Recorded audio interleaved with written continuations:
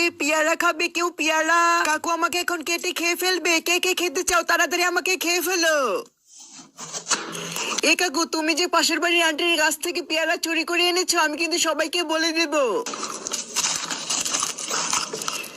এ কাকু, তুমি যে চুরি করে পেয়ারা খাচ্ছ, তোমার কি একটু লজ্জা করে না?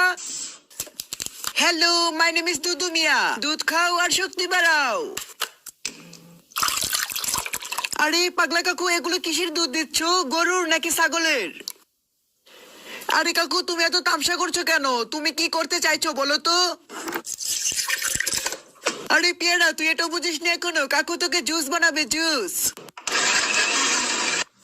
আরে কাকু, আমার ভিতরে তো পেয়ারা নেই, তুমি খালি ঠোঙ্গা দিয়ে কি করবে?